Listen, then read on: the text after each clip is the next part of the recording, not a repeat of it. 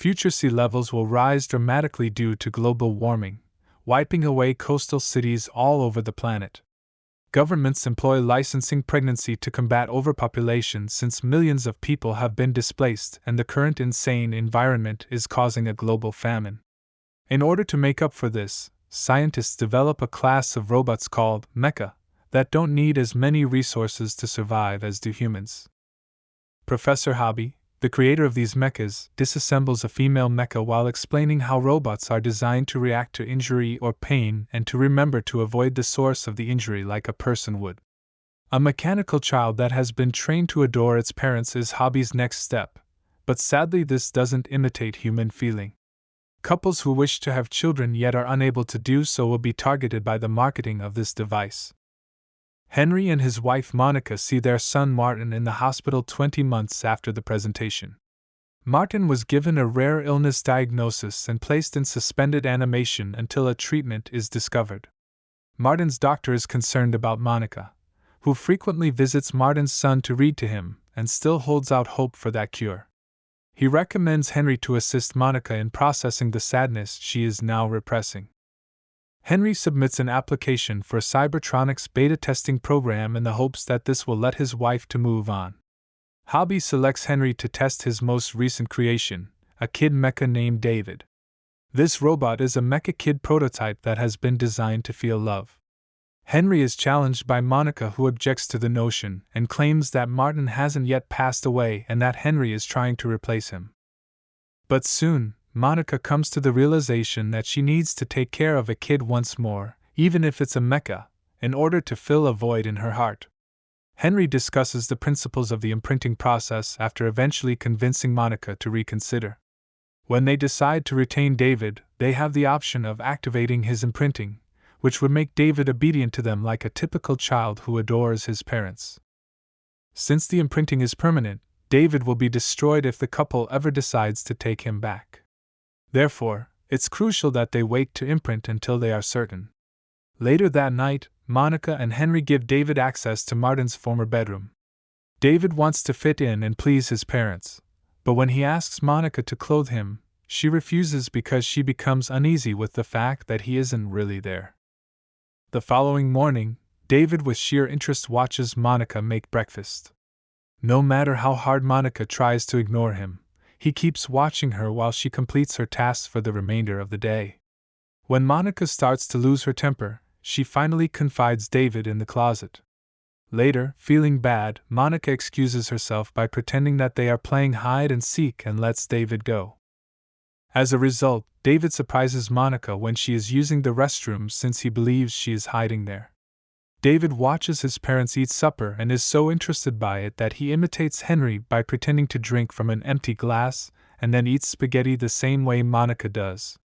David laughs as Monica's lips become trapped with noodles, which causes his parents to join in. Later on in the evening, when it's time for David to go to bed, Monica finally takes care of him like a real son would. She cries as a result since this also makes her think about Martin in the hospital. The next morning, Monica makes the decision to start the imprinting treatment after realizing she needs David to handle Martin's circumstances. David softens and calls Monica, Mommy, for the first time after she finishes speaking the code that would make him fall in love. Because of this, Monica is already becoming closer to him, especially when he gives her a hug. One evening, Monica is excitedly preparing to join Henry at an event. Henry thinks that Monica is too attached to David despite the fact that he is a robot.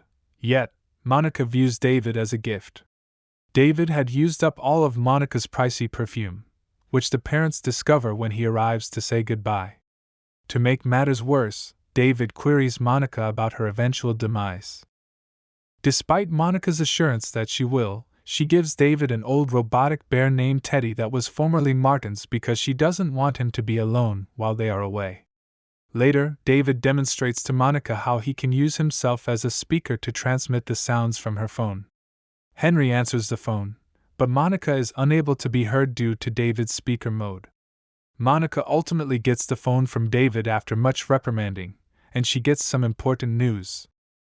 A few days later, Martin returns home with Monica, having recovered from his suspended state, and been healed of his unique illness. Martin begins to use David like a toy as the days go by, urging him to smash things and asking him how he was created while poking his face. David sketches a picture of a bird with feathers poking out of its tail when asked to depict the first thing he can recall. Martin invites Monica to read Pinocchio to him and David one afternoon in an effort to tease David with the tale. David, though, finds the notion of a puppet becoming a real boy fascinating. Martin challenges David to an eating competition over lunch. Henry and Monica are terrified that David would be broken by the deed, but the boys ignore their advice and carry on eating. When David finally stops, everyone is startled by the drooping side of his face. David is then transported for repairs as Monica remains by his side. However, she freaks out when she hears him claim that it doesn't hurt. Martin is envious of his mother's concern for David, so when they get home, he lures David into surreptitiously cutting Monica's hair while she is dozing by claiming she would adore him for it. David first objects, but Martin tricks him into agreeing. David then takes a pair of scissors into the parents' bedroom to trim Monica's hair, but just then, Monica turns and nearly gets cut by the blades. When Monica cries, Henry awakens. He violently shakes David and demands to know why he did it until Monica stops him. Teddy finds some hair on the floor after it has fallen. Later, when they are preparing for Martin's birthday party, Monica defends David by stating that he is only a youngster making errors in response to Henry's attempt to persuade her that David is no longer worth the risk.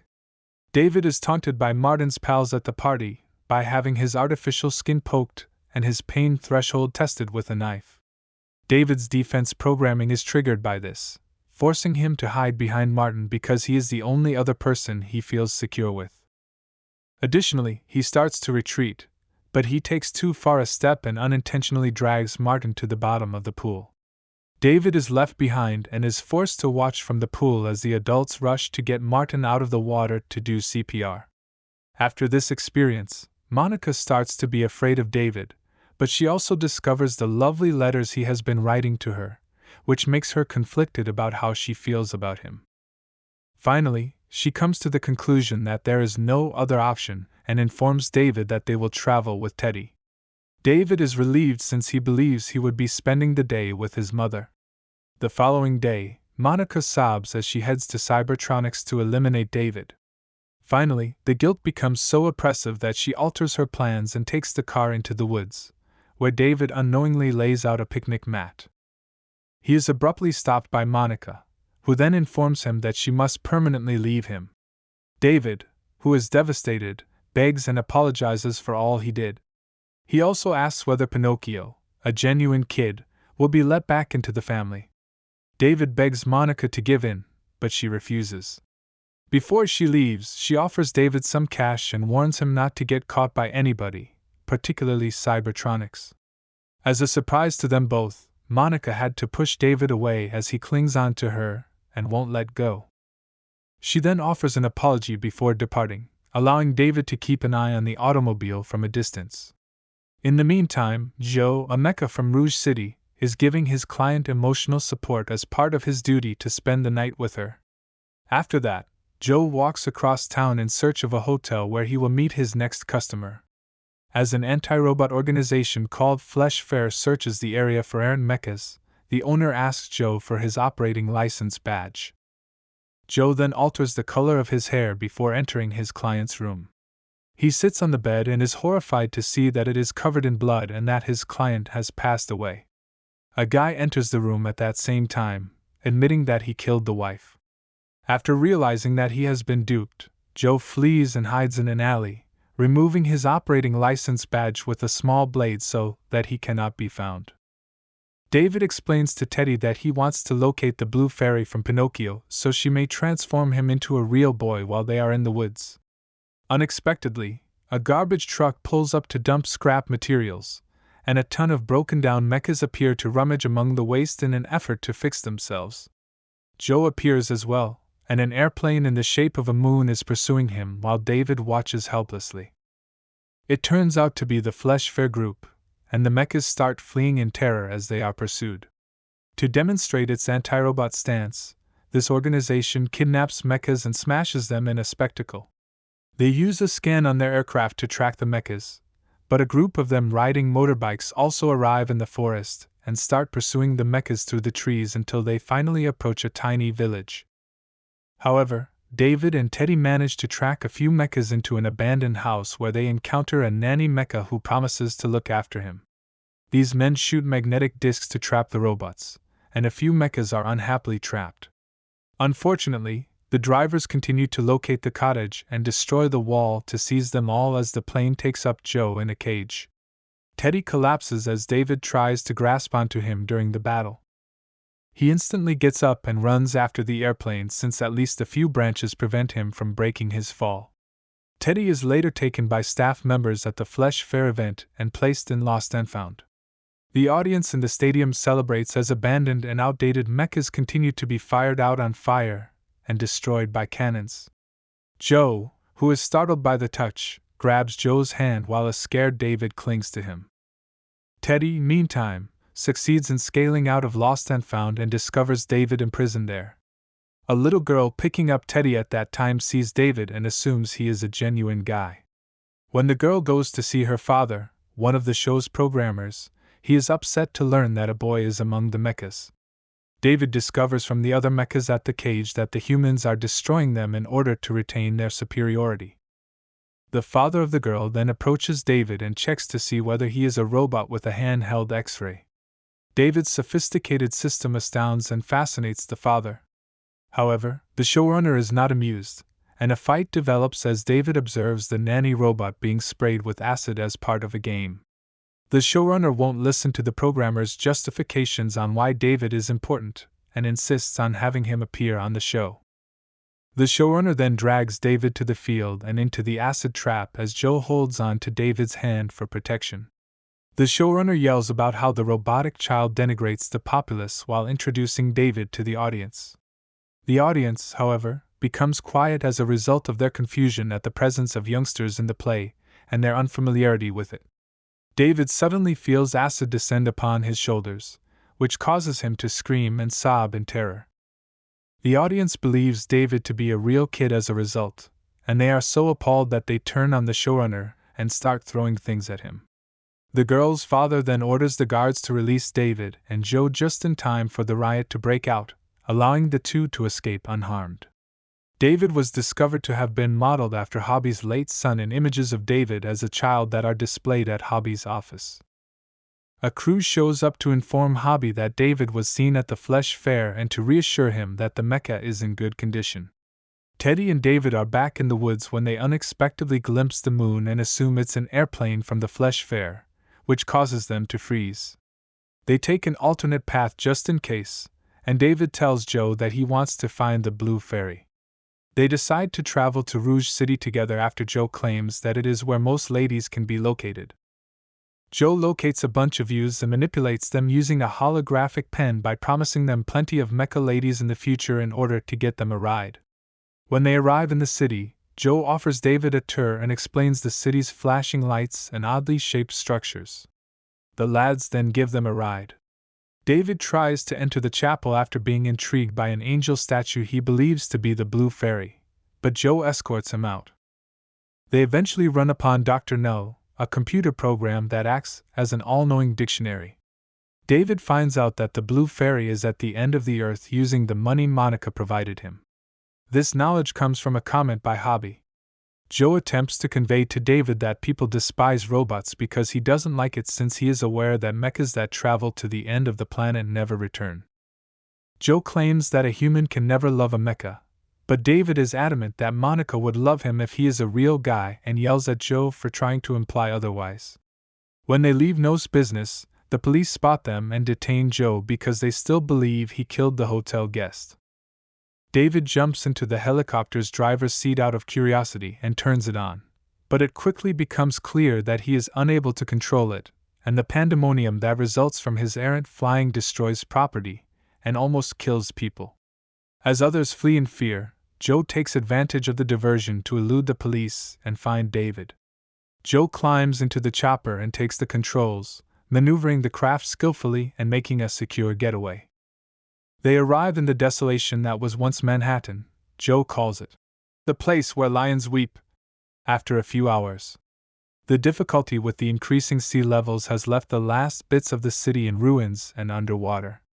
David comes across several statues of lions that are spewing water from their jaws, which makes him think of Joe's remark.